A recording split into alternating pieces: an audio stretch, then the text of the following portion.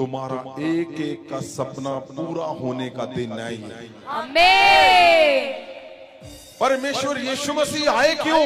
इसीलिए आए, संपूर्ण करने के लिए। वो अधूरा नहीं छोड़ते, वो संपूर्ण करने के लिए। संपूर्ण मतलब जहां कोई भी कमी ना हो, जहां कुछ भी अधूरा ना हो, वो इसीलिए आए। परमेश्वर यीशु मसीह के पृथ्वी पे आने का मकसद क्या था? कि मनुष्य के पास हल नहीं था। किसका? उसकी समस्याओं का, प्रॉब्लम का। ऐसी समस्याएं जो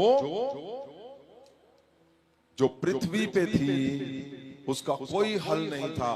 और परमेश्वर को क्या था? परमेश्वर को मनुष्य से प्रेम है, था और रहेगा सदा के लिए। और परमेश्वर ने प्रभु यीशु को भेजा। हमने पिछले हफ्ते क्या सुना? पिछले हफ्ते हमने सुना पवित्र वचन से कि प्रार्थनाएं रुक जाती हैं अगर घर का अगुआ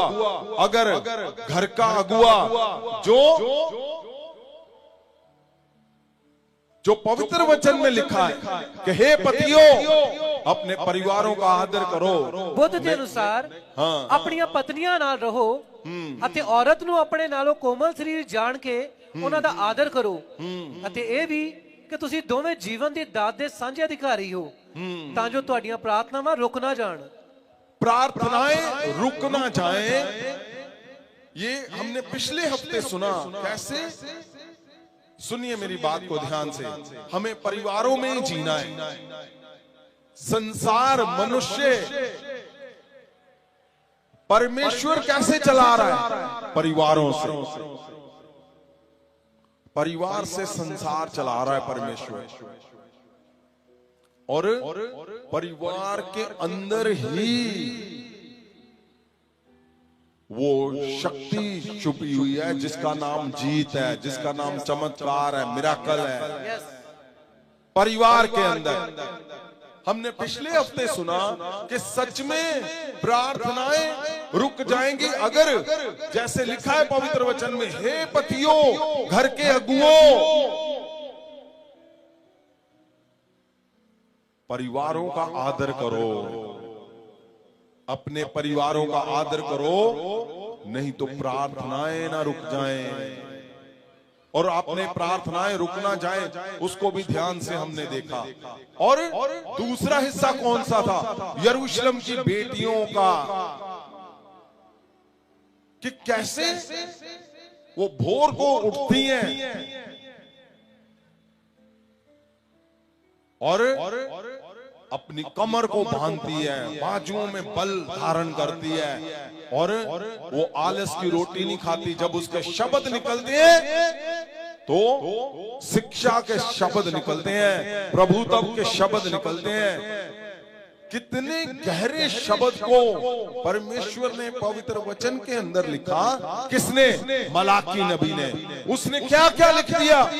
उसने लिखा, क्यों? क्योंकि वो अंतिम दौर था परमेश्वर का। परमेश्वर जी जब इस पृथ्वी की कमांड को जो खुद करते थे, वो सदा के लिए छोड़ने जा रहे थे। मतलब वो अब परमेश्वर यीशु मसीह को लेकर वो योजना बना बैठे थे। वो योजना चल रही थी और उसने क्या कहा? अपने दिल की बात परमेश्वर ने अपने नबी को बता दी। इस पे खास करके क्यों दबाव डाला जा रहा है आपको पता है? क्योंकि इस वचन से घर घर में, हमारे घरों में सब कुछ चेंज हो रहा है, बदलाव हो रहा है। बदलाव हो रहा है। पिछले हफ्ते हजारों मैसेज आए, लोगों ने वीडियो बना बना भेजी कि हाँ जी, हम ये गलती करते थे, हम बाहर तो ढूंढ रहे थे, बाहर क्या कामयाबी, और घर पे खराबी करते थे। उन्होंने बोला हमने छोड़ दिया और वचन को लागू कर दिया। कितने मैसेज लोगों के कि अब मेरा जीवन बदल गया, मेरा घर बदल गया।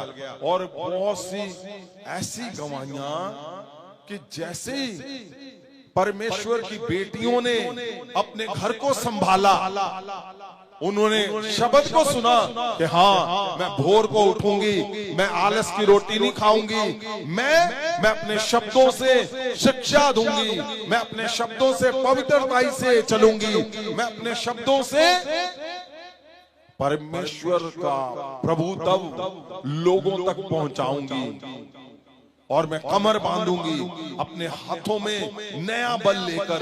ओ, ये शब्द मुझे वॉइस मैसेज, कितने मैसेज के सबने बोला नहीं, अब आज से हम इस वचन को अपने ऊपर लागू करते हैं, मैं अपने घर पे लागू करती हूँ, मैं अपने परिवार के ऊपर इस वचन को लागू करती हूँ। और हुआ क्या, वो परिवारों में जो पुराने पुराने क्लेश थे वो सारे टूट गए और अब वो संपूर्णता की ओर चल पड़े होते। आमीन। ये गहरा शब्द क्यों हम उस पे दबाव डाल रहे हैं? इसीलिए क्योंकि आप गहरे से गहरा वचन सुनते जाओगे, लेकिन कुछ शब्द परमेश्वर के दिल से जो अपने नबी को बताए हुए, जैसे मलाकी को बताया, आज परमेश्वर ने मौका दिया हुआ है, परिवार के ऊपर वचन दिया हुआ है, लेकिन हो सकता है 2 साल 3 साल के बाद मौका मिले फिर। इसलिए उस नबी ने क्या क्या बताया कि एक पति को घर के अंदर कैसे रहना चाहिए, कैसे रहना चाहिए परिवार का आदर करके। आप जीत कैसे जीतोगे? कहां पे? बाहर जीत हासिल अपने आप करते जाओगे। और कैसे बेटियों को रहना चाहिए वो भी बताया उसने खास करके। और